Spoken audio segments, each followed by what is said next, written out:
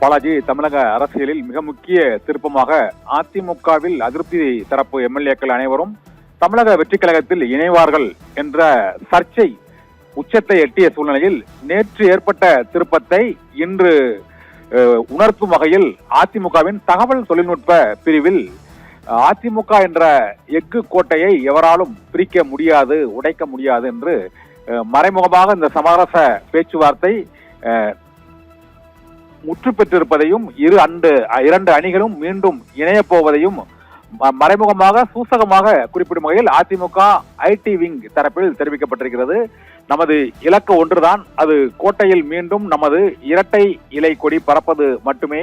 கோடான கோடி தொண்டர்களின் தியாகத்தால் வளர்ந்த இந்த எஃகு கோட்டையை எவராலும் அசைக்க முடியாது. இன்னும் 100 ஆண்டுகளுக்கு இந்த இயக்கம் இயங்கும், நாளை நமதே என்று அதிமுகவின் தகவல் தொழில்நுட்ப பிரிவு பிரிந்த அணிகள் இணைய போவதை சூசகமாக குறிப்பிட்டிருக்கின்றன. நேற்று முன்னாள் அமைச்சர்கள் மற்றும் C V Shanmugam, S P. Velumani தரப்பை சேர்ந்த தங்கமணி மற்றும் நத்தம் விஸ்வநாதன் ஆகிய இருவரும் எடப்பாடி பழனிசாமியோடு இணைந்து அந்த பேச்சுவார்த்தையை அவர்கள் நடத்தி அதில் உடன்பாடு எட்டப்பட்டிருக்கிறது. இப்போது பிரிந்து சென்றவர்களுக்கு அந்த கட்சி பதவி வழங்கப்படுமா, அவர்களுக்கு பொதுக்குழு கூட்டத்தை கூட்டுவதற்கு நிர்பந்திக்க கூடாது, மேலும் கட்சி தாவல் தடை சட்டத்தின் கீழ் நடவடிக்கை எடுப்பதற்கான அந்த புகாரை திரும்ப பெற வேண்டும் என்ற நிபந்தனைகள் C V Shanmugam, S P. Velumani தரப்பில் வைக்கப்பட்டு அதை ஏற்றுக்கொள்ளப்பட்டதாக கூறப்படுகிறது.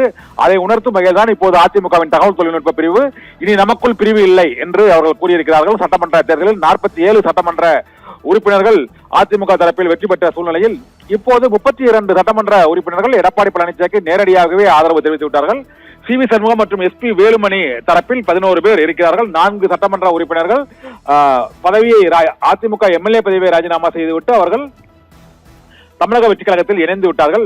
மேலும் சிலர் அவ்வாறு பதவியை ராஜினாமா செய்யக்கூடும் என எதிர்பார்க்கப்பட்ட சூழ்நிலையில் அவை அது தடுத்து நிறுத்தப்பட்டிருக்கிறது. இனி ராஜினாமா இல்லை, அதிமுகவில் இணைப்பு மட்டுமே என்ற அளவுக்கு அங்கு சமரச பேச்சுவார்த்தையில் உடன்பாடு எட்டப்பட்டிருக்கிறது.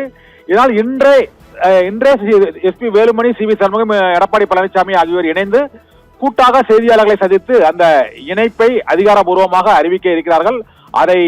அதற்கு முன்னோட்டமாக தான் அதிமுகவின் தகவல் தொழில்நுட்ப பிரிவு கோட்டையில் நமது கொடி பறப்பதும், நமது கட்சியின் கொடி அனைத்து இடங்களிலும், இரட்டை இலை சின்னம் அனைத்து இடங்களிலும் மக்கள் மனதில் இடம் பெறுவதுமே நமது இலக்கு என்ற பொருளில் உள்ளடக்கத்தில் இப்போது அந்த தகவல் தொழில்நுட்ப பிரிவு அந்த பதிவை வெளியிட்டிருக்கிறது.